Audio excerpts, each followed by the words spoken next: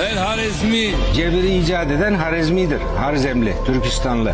Harizmşahlar bugün Özbekistan'ın falan olduğu sahayı da içine alan, Harizm bölgesini alan, bölgede kurulmuş olan bir Türk devletidir Harizmşahlar. Ajdodlari qahramon bo'lgani uchun diktatorlar Xorazmdan qo'rqqan.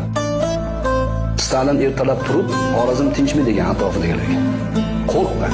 Chunki u o'sha Jaloliddin Manguberdilarni, ularni ajdodlarini mazasini oshirib qo'yganligi esdan chiqmagan.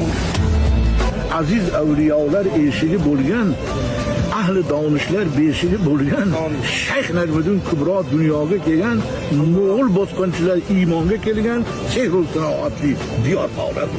Menga muzeyning qaysi qismi ko'proq yoqdi? Turk bayroqlari turgan joyi rosa yoqdi.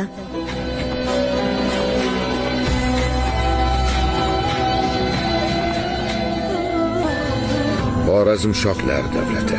Hujjatsa Chingizlarga darvozasini ochmagan, Temur Malik orqasida Sirdaryoga sakragan, qannasa qorachiq olovlarga sachragan, shiroflarni ko'rgan cho'poq cho'lig'imsan vatanni.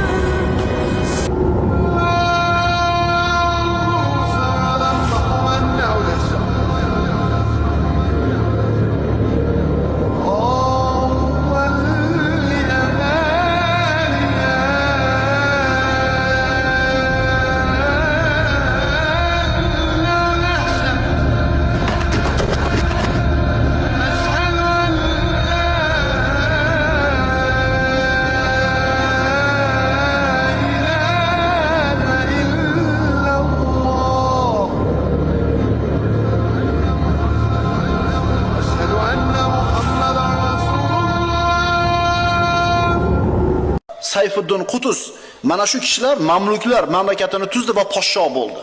Mana shu Sayfiddin Qutuz birodarlar, bilasizlarmi? Mana shu Mo'g'ullarni birinchi marta mag'lub qilib Shavkatini sindirgan qo'mondon mamluklardan chiqqan va bizning yurtimizdan bo'lgan u kishi. Jaloliddin Manguberdirni opasining o'g'li bo'lgan. Samarqandni, Buxoroni Mo'g'ullar qilib, yakson qilib, kattalarni chopib, erkak bolalarini sotib qul qilganida, qul bo'lib Misrga borib qolganida Sayfiddin Qutuz. Amirlarning oilasidan edi, ulug' insonlarning oilasidan edi. Uni yurtiga Mo'g'ullar kelganda nima ishlar qilganini ko'rgan edi. Endi mamluklarning davlatiga podsho bo'lgandan keyin yanchib tashladi hammasini. Bizni ham yurtimiz bo'ladi birodarlar, bilib qo'yinglar. Bilamiz mana shunday bir buyuk insonlarning tarixini. Siz bilan biz ajdodlarimiz. Mo'g'ulda tiz cho'tirganlar siz bilan biz yurtimizdan chiqqan insonlar bo'lgan.